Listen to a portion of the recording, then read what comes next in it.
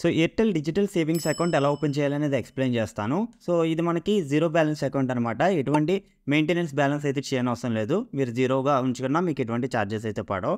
And ఇందులో మనకి virtual debit card ఫ్రీగా ప్రొవైడ్ చేస్తున్నారు.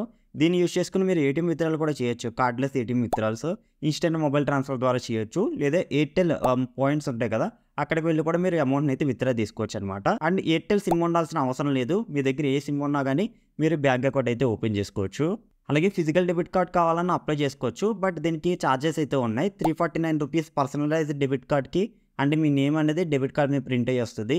299 రూపీస్ వచ్చేసి నాన్ పర్సనలైజ్డ్ డెబిట్ కార్డ్. అంటే only debit card number, CVV, month, expiry date అయితే వస్తాయి అనమాట.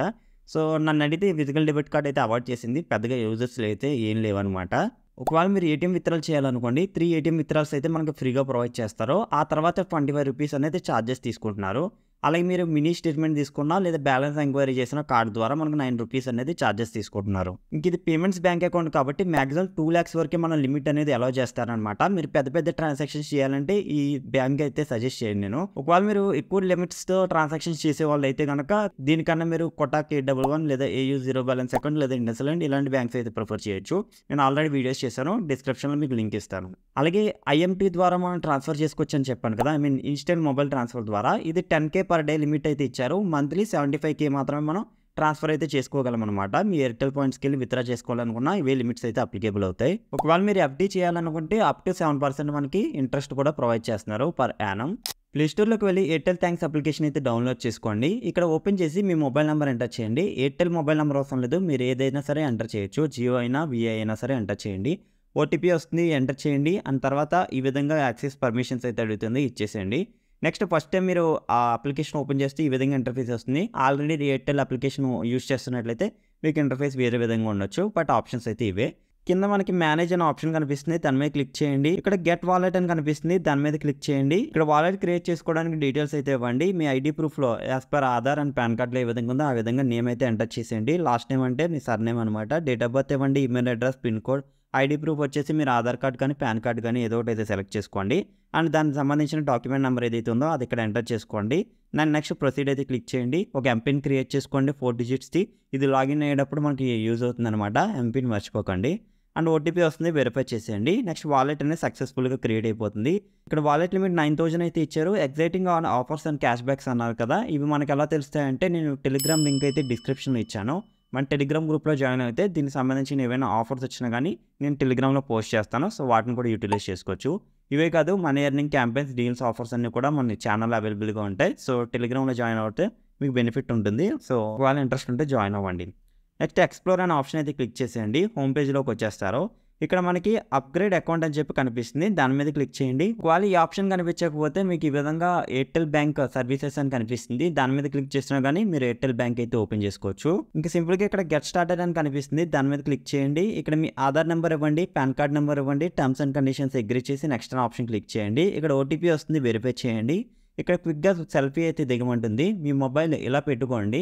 స్టార్ట్ క్లిక్ చేసిన తర్వాత 2 times అయితే మీరు మీ కనుబొమ్మలు అయితే బ్లింక్ చేయండి. ఆ తర్వాత మీ వెరిఫికేషన్ అయితే అయిపోతుంది. ఇక్కడ మీరు ఆధార్ కార్డ్, పాన్ కార్డ్ ఎవరిది ఇచ్చారో వాళ్ళ ఫేసే పెట్టాలన్నమాట, వేరే వాళ్ళ ఫేస్ పెట్టకండి. ఇక్కడ స్టార్ట్ అనేది క్లిక్ చేసేయండి. మీ ఆధార్ డీటెయిల్స్ ఇక్కడ చూపిస్తుంది, ఒకసారి కన్ఫర్మ్ చేసేసేయండి.